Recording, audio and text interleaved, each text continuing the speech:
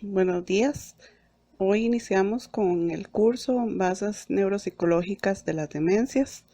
Mi nombre es Cristina Navarro, voy a ser la facilitadora del curso.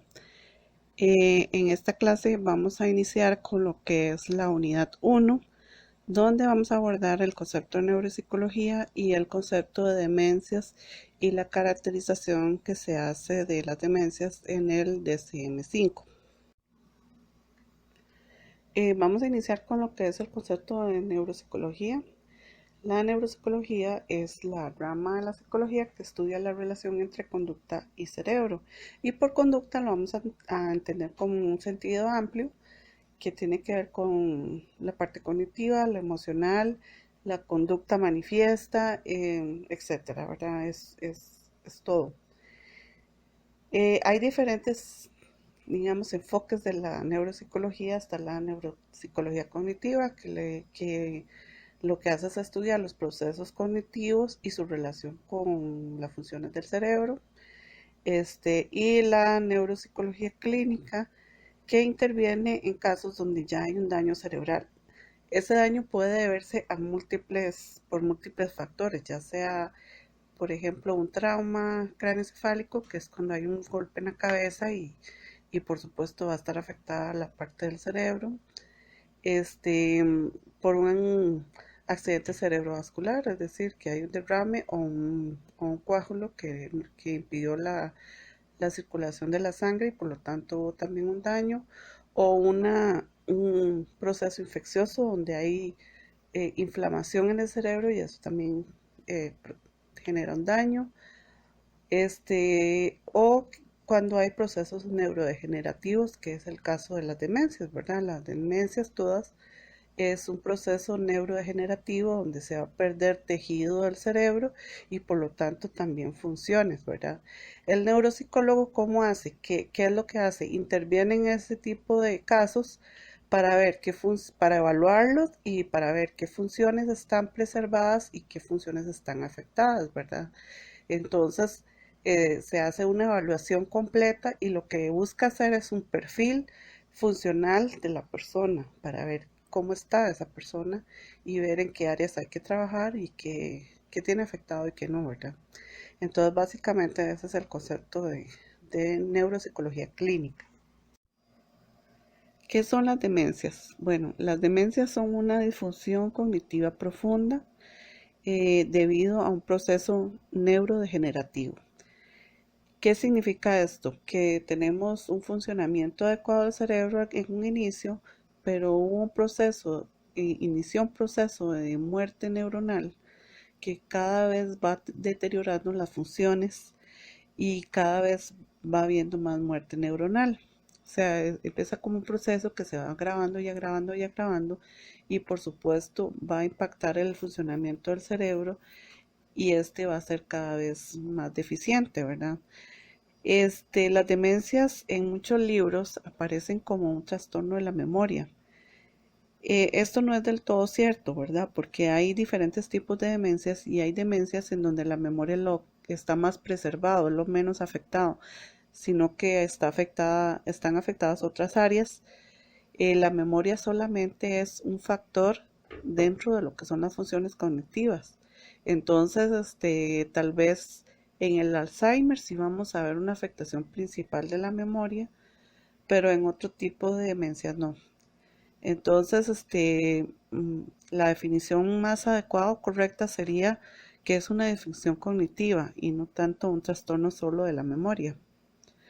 Este, mm, En las demencias es importante observar un declive evidente en relación a un nivel de funcionamiento previo. Es decir, que teníamos una persona con un funcionamiento adecuado, ¿verdad? Y de repente empezó a tener un fallo, ¿verdad? Y ese cambio de un estado anterior a un estado posterior es bastante evidente, ¿verdad? Esto es como uno de los principales este, criterios diagnósticos que necesitamos para diagnosticar las demencias, ¿verdad? Teníamos un funcionamiento previo y después hubo un cambio donde el funcionamiento se vio afectado. En general, las demencias se deben a un deterioro neurocognitivo en la corteza cerebral. La corteza cerebral la vemos en esta imagen coloreada de más oscura, ¿verdad? Es la parte de la superficie del cerebro, la parte arrugadita, eso es la corteza cerebral. Y las áreas subcorticales son las que están más claras, ¿verdad? Las que están debajo de la corteza. Incluso corteza es esta área señalada como hipocampo y corteza entorrinal. Todas las demencias o la mayoría de las demencias va a haber un deterioro en la corteza, en la parte de la superficie del cerebro. Sin embargo, dependiendo de dónde empezó, porque siempre empiezan en un punto y el deterioro se va a esparcir por todo el resto del cerebro. Los tipos de demencia o el cuadro de diferentes tipos de demencia va a deberse a que empiezan en puntos diferentes. Por ejemplo, en el Alzheimer va a empezar en el hipocampo y en la corteza entorrinal. Por eso afecta principalmente la memoria, o lo primero que se nota es como un deterioro en la memoria, y después el deterioro se va a esparcir al resto del cerebro. En la demencia frontotemporal vamos a encontrar áreas del lóbulo frontal y el lóbulo temporal afectados. Va a empezar ahí en un punto específico y se va a esparcir al resto del cerebro. Por eso tiene otros síntomas y las áreas afectadas van a ser otras, dependiendo en qué área del lóbulo frontal se haya sido el deterioro o el lóbulo temporal haya sido el deterioro. Entonces, es importante saber esto. La mayoría de todas las demencias son corticales. Solo en algunos casos el deterioro va a empezar de una área subcortical. Por ejemplo, en el Parkinson empieza en un área subcortical y después se esparce al resto del cerebro afectando la corteza. Entonces, por eso primero en el Parkinson vamos a tener problemas motores porque afecta un área del cerebro profunda y que tiene que ver con la coordinación motora, y después al final vamos a encontrar los problemas cognitivos.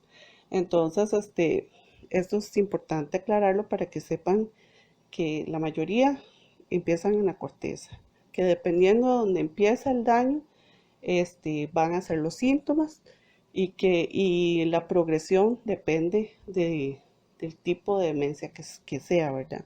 Entonces, bueno, esto es para aclarar.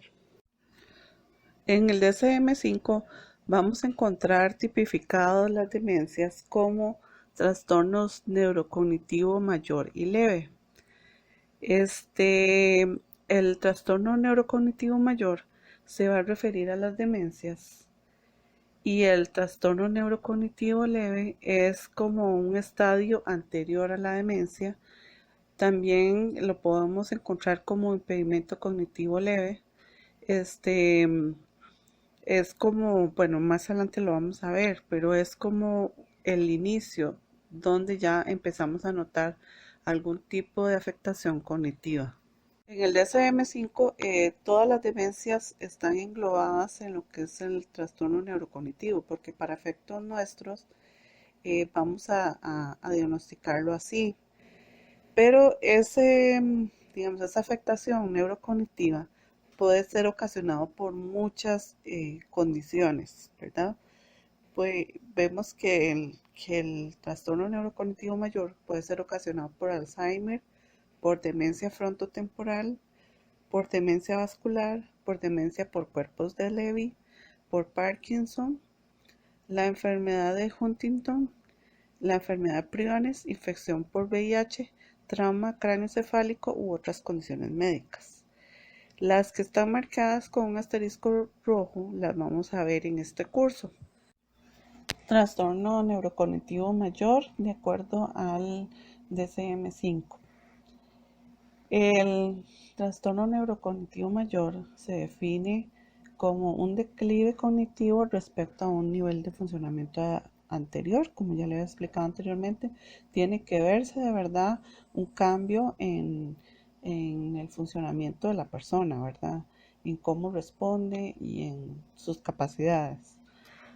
Como criterio B, dice que interfiere con la independencia y el funcionamiento de las actividades de la vida cotidiana. Esto es súper importante porque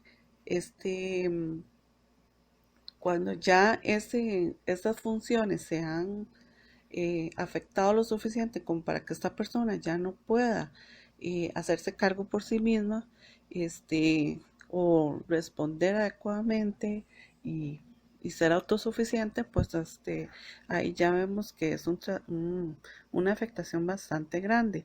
Y de hecho en el proceso de diagnóstico vamos a tener que hacer una evaluación de ese funcionamiento de las actividades de la vida cotidiana. Vamos a tocar ese tema más adelante, pero sí es importante que sepan que para diagnosticar tenemos que identificar un estadio previo respecto al estadio actual y una interferencia en el funcionamiento de la persona. Como criterio C dice no se explica por delirio, como criterio D dice no se explica mejor por otros trastornos mentales. ¿Qué quiere decir esto? Bueno, en la depresión, por ejemplo, vamos a ver un declive cognitivo respecto a un nivel anterior y también vamos a ver una interferencia en el funcionamiento de las actividades de la vida cotidiana. Pero no es por demencia, sino porque hay un estado anímico que está afectando a la persona a nivel funcional. Y también, obviamente, las capacidades cognitivas se van a ver afectadas.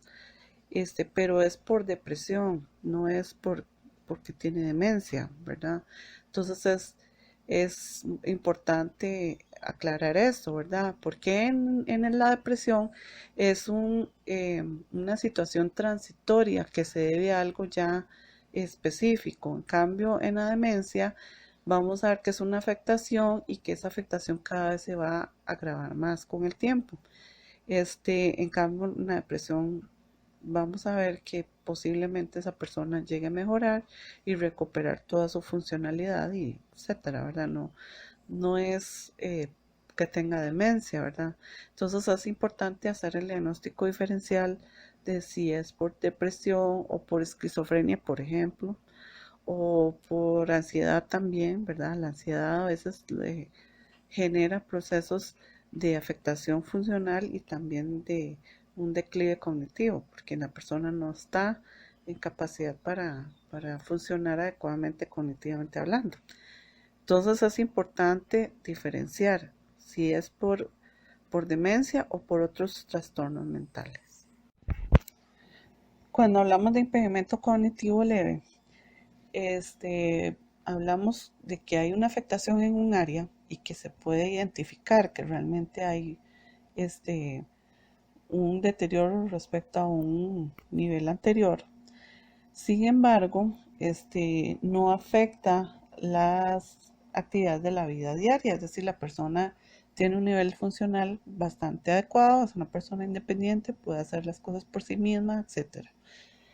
El impedimento cognitivo leve se considera un estadio previo a la demencia. Generalmente hay un deterioro breve en la memoria, pero normal en otros ámbitos, ¿verdad? O vamos a ver un deterioro en un aspecto, pero nosotros lo vamos a ver normal. En el mini mental va a tener una presentación normal. El mini mental es uno de los instrumentos de evaluación del estado cognitivo de la persona, ¿verdad? Y es como uno de los instrumentos más utilizados para diagnosticar demencias. Nosotros más adelante vamos a hablar del mini mental y cómo se pasa y qué, etcétera, ¿verdad? Generalmente estas personas van a salir normal. Generalmente de un 12 a un 15% van a convertir Alzheimer en un año.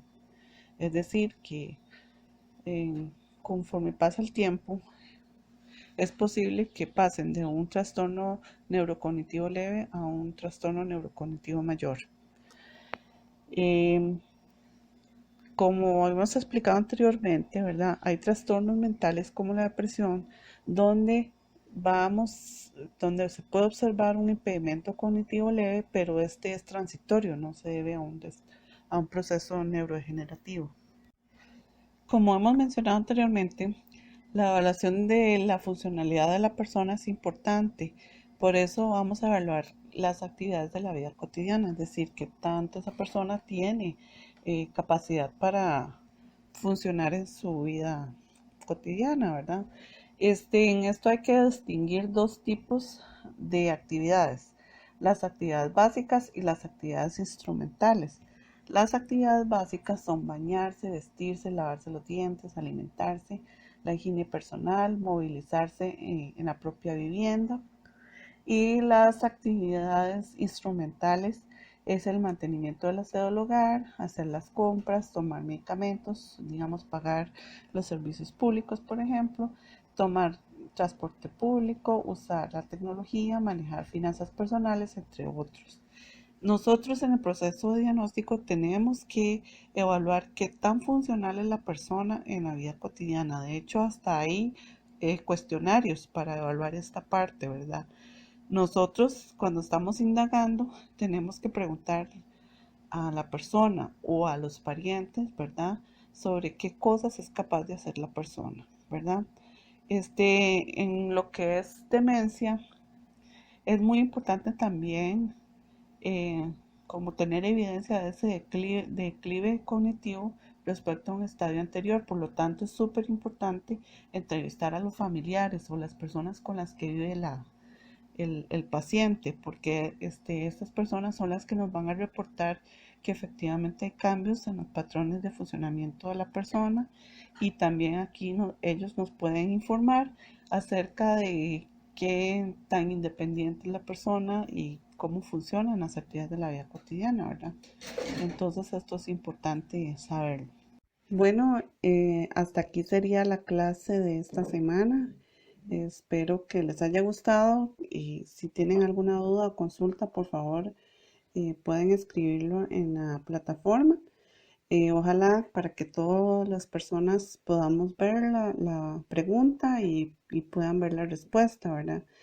Eh, entonces nos encontramos la próxima semana para la siguiente clase. Muchas gracias.